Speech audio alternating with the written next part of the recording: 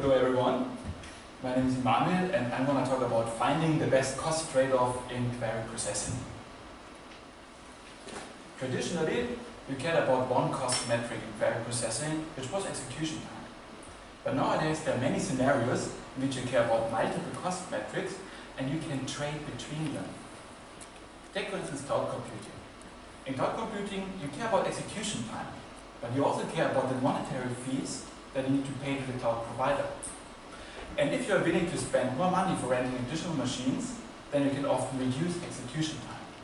And for a given query, the set of optimal cost trade-offs would look like illustrated here. Or take approximate query processing.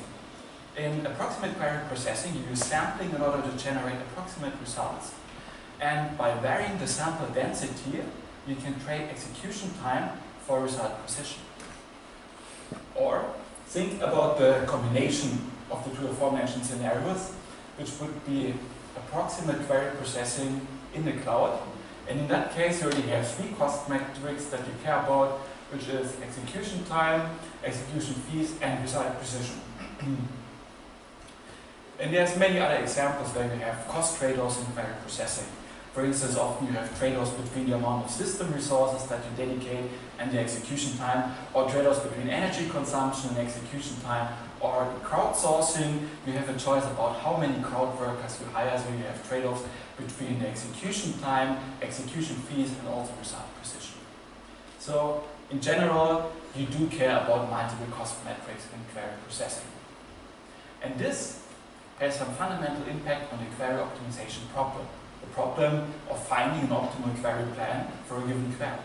Because traditionally, you cared about one cost metric, so the goal of optimization was to minimize that cost. But nowadays you have many conflicting cost metrics, so the goal is rather to find the best trade-off between those cost metrics. And this means that you need to integrate user preferences, since what is the best cost trade-off depends on the user. For instance, in a cloud scenario, some users might care more about minimizing execution time, but other users care more about minimizing monetary fees. And if the query optimization problem changes, this means that query optimizers have to change as well. Because most current optimizers, they employ algorithms that can only optimize for one cost metric, and they cannot handle multiple conflicting cost metrics appropriately. So we need a new generation of multi-objective query optimization algorithms. Those algorithms would have to solve the following problem, what we call a multi-objective query optimization problem. The input is a query and a specification of user preferences. And the output is a query plan for the given query that is optimal according to the given user preferences. So we want algorithms that can solve that problem, and for those algorithms we have a wish list of desirable properties that they should have. First of all, of course, we want to do optimization efficient, so it doesn't take too much time. Then we want ideally formal guarantees that we obtain optimal query plans, and we want our algorithms to be generic enough in order to deal with all relevant combinations of cost metrics. When I started working in this area in 2013, one could have classified existing algorithms into three categories. First of all, there were very specific approaches that have been designed for very specific combinations of cost metrics and systems, and they do not generalize to other relevant scenarios. Then there were heuristic approaches that are efficient and widely applicable, but they don't give you any guarantees on how far the generated plan is from the theoretical optimum. And then there was one exhaustive optimization algorithm for multi-objective query optimization, which was optimal, generic, but not efficient. And let me be more specific about inefficient.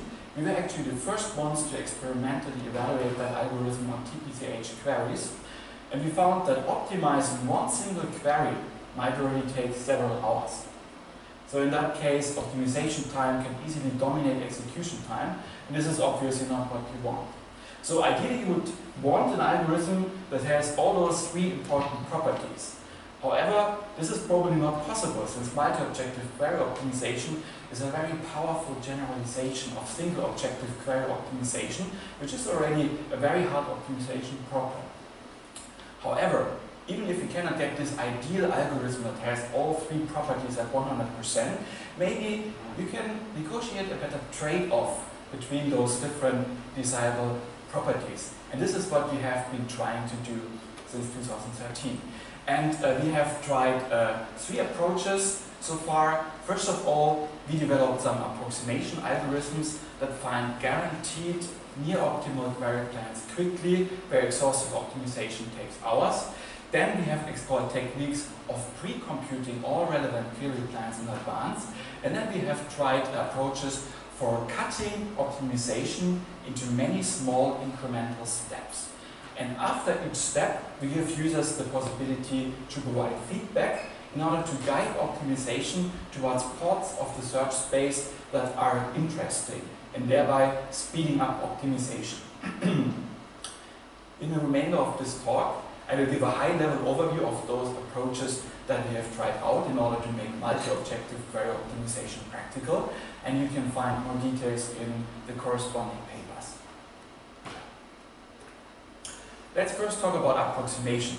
We developed some approximation algorithms that allow you to choose an approximation factor alpha. If you choose the approximation factor higher, then optimization will be faster. But if you choose it lower, then the generated query plans will be of higher quality. And the semantic of that approximation factor is that the optimizer guarantees that it will generate query plans whose cost, according to each cost metric, is not higher than optimal by more than that approximation factor. So if you choose alpha equal 1.15, it means that you get query plans that have at most a 15% cost overhead in the worst case. And to give you a very high-level intuition about how we accomplish this, so multi-objective query optimization is so difficult because the optimizer needs to consider all those different optimal cost trade-offs, like here in a cloud computing scenario. There might be many, many thousands of them. We get more efficient by allowing the optimizer to only consider a carefully selected subset of optimal cost trade-offs that are representative for all cost trade-offs. So instead of the full set of optimal cost trade-offs, you consider, for instance, a fine-grained approximation, or a more coarse-grained approximation, or an even more coarse-grained approximation. And how coarse-grained that approximation is, you decide that implicitly by choosing the approximation factor alpha. We implemented our approximation schemes as extensions of the Postgres optimizer and evaluated it on TPCH queries in comparison to the exhaustive optimization algorithm, and then we measured optimization time. Here on the x-axis we have TPCH queries ordered in ascending order of the number of tables they join, because this relates to the search space size. And as you see, in many cases, if you're only willing to accept a 15% cost overhead in the worst case, then you can already reduce optimization time from multiple hours to under a minute. So to make it more concrete, if you use the exhaustive algorithm, then you get the query plan that executes optimally fast and is optimally cheap, but you have to wait for several hours before you can start executing it. With our approximation schemes, you might get a plan whose execution time is, let's say, at most 1 minute higher than optimal in the worst case. But in exchange, optimization only takes a couple of seconds. So in the end, by using our approximation schemes, we save a lot of time. So, take-home message is, while finding guaranteed optimal query plans takes a long time, finding guaranteed near-optimal query plans is much faster. Now, if you want to find the guaranteed optimal query plan, another possibility is to use pre-computation.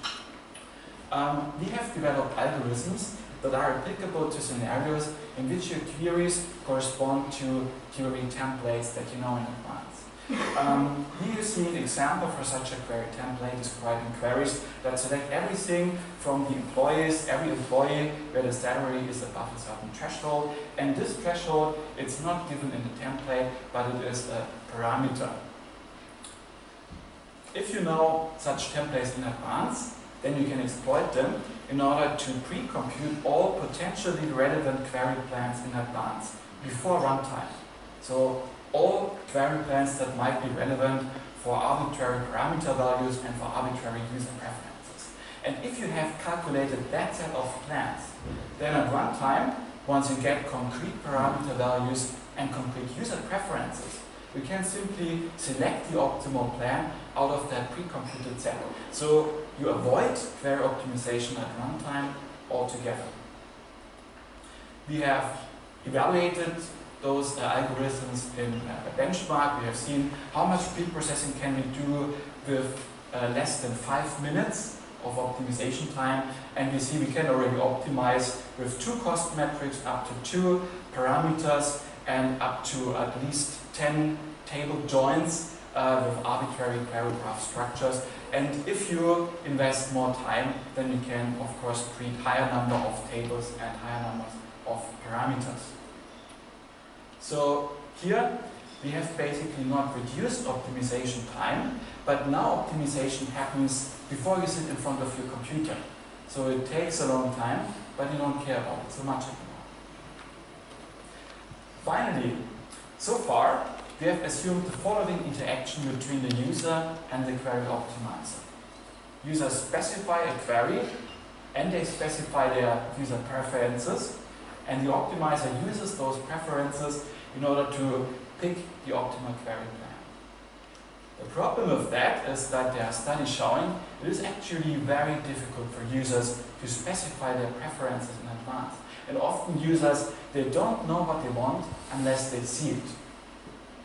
So a more natural approach from the user perspective would be users specify their query, then the optimizer visualizes the optimal cost trade-offs, and then the user can select one of those cost trade-offs by clicking on it, for instance. And then the optimizer returns the corresponding query plan. Now, the problem with that interaction model is efficiency. We have before seen that we can reduce optimization time to maybe under a minute for TBCH queries when using approximation. But if you have an interactive interface, then 1 minute is actually a long time. If you click on something and then you wait for 1 minute until something happens, that's clearly not desirable. This is why we propose to incrementalize the optimization process. This means instead of visualizing the optimal cost trade-offs after a long time, we rather show very quickly a coarse-grained approximation of the optimal cost trade-offs, and then this approximation is continuously refined while the user watches. And at any time, the user might specify cost bounds that restrict the area of the search space that you are exploring in order to focus search towards more interesting parts of the search space and thereby speeding it up. And finally, once the user has the feeling the approximation is sufficiently fine-grained, he can select the preferred cost trade-off by clicking on it. This might seem a little bit abstract. Let's see how it would look like from the user perspective. So the user would enter a query, and then very quickly the optimizer returns a first visualization of the optimal cost trade-offs, a very coarse-grained approximation. And this approximation is refined without user interaction and refined, and maybe at that point in time the user notices that he actually wants to set the monetary budget on the execution fees, so he can define a cost bound like that, and then the further refinements will focus on the part of the cost space which respect that cost bound here on the left of the picture. So now the refinements focus on the part of the cost space. And after the approximation is sufficiently fine-grained, the user selects one of those cost trade-offs by clicking. We have implemented this incremental algorithm as extension of Postgres again, and we compare with our non-incremental approximation schemes, and we measure optimization time when generating a series of more and more fine-grained approximations for the same query. Here we average over TPCH queries that join a specific number of tables, and we see that our incremental algorithms, they provide a speed up of 1 order of magnitude. So instead of waiting for a minute, you only wait a couple of seconds. So using incremental algorithms certainly helps in order to enable interactive query optimization. As a conclusion, nowadays you have all those advanced query processing techniques that allow you to trade between cost metrics in query processing. But in order to make the most out of it, we also need to advance query optimization algorithms. We want algorithms that are efficient, that guarantee to return optimal query plans and near optimal query plans, and that are applicable to all relevant scenarios. And in order to get there, what we have tried out so far is approximation, pre-computation, and incrementalization. This was just a high-level overview. You can find more details in the papers. Thank you very much for your attention.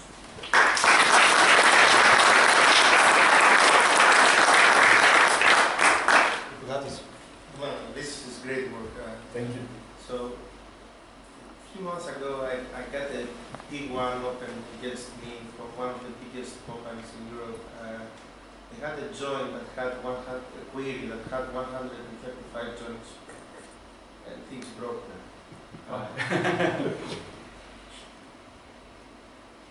Yeah, how can they run this thing in your first place? I think at some point you need to put some heuristics there that you have to bound the thing. Otherwise, things will go crazy. Right. So I mean, in traditional query optimization, you already have this division. Up to a certain number of tables, you use exact optimization, and after that, you switch to randomized algorithms. Like in the Postgres optimizer, starting from something like 20 tables, you switch to genetic algorithms instead of dynamic programming, for instance. And sure, so I mean, in classical query optimization, you also have this division between exhaustive optimization and randomized algorithms. I'm actually currently working on some randomized algorithms for multi-objective query optimization. And if you really have like 135 tables joined, then the search space becomes so large that you probably want to switch to using those randomized algorithms. Okay. So let's look at Sure. If there's some application scenario, then I'm exactly. Give us the query. Precisely. That is very interesting. Right. Yes. Yeah, you talked about the interaction model with suggestions, like we've looked at the optimization. Here's some ideas. You didn't spend a whole lot of time talking about how you give the user informed decision points. Can you elaborate more on that? Well, I mean, this algorithm that I presented, basically, it tries to update with a very high frequency. So the user basically, if the user doesn't do anything, then the approximation is refined. But the user might basically interact, like for instance, set cost bounds at any time, or select one of the cost trade-offs for execution. I guess my question is more on how are you telling them what are the possible trade-offs? Well, we visualize them. So it depends on the number of cost metrics. With 2 cost metrics, you can certainly visualize them as this nice Pareto frontier approximation, like in the pictures that I have shown. With 3 dimensions, you might actually still visualize everything at once. With more dimensions, you might want to show aggregate data. Like you could show, for instance, give the user some bars to tune, that you can try out. Okay, if I want this execution time, then here's how much I need to pay, and this is the maximum precision I can get, and so on. So if you have more dimensions that you can visualize, then of course you have to adapt the interface. But there are possibilities. And do you have any data on what users have selected? Have you tried this out? Well, so far we have focused on the incremental algorithm. We didn't do a user study so far. More point, of course, is that this demands some time from the user. So one would not want to apply in each scenario. But if you're dealing with queries whose execution is expensive or queries that are frequently executed, for instance, when the administrator wants to hand-tune the cost trade-off for query execution, then the system seems very beneficial. Yeah, it would be interesting to see if users end up bucketing into like two spots, like, you know, low cost and fast, or very precise and high cost, and that they just sort of separate out. I think probably not, because I think that if you consider really all possibilities, then you would get very extreme values that you can get. I mean, if you really want to execute a query super fast, then it gets incredibly expensive. So I think actually that the most interesting points, there will be somewhere in between. I think that going to the extremes, that will be rather the exception than the rule. Yeah, also, now Ivory Tower, we don't have users, so if you have any users, it would be great. Sure. Okay, thank you very much.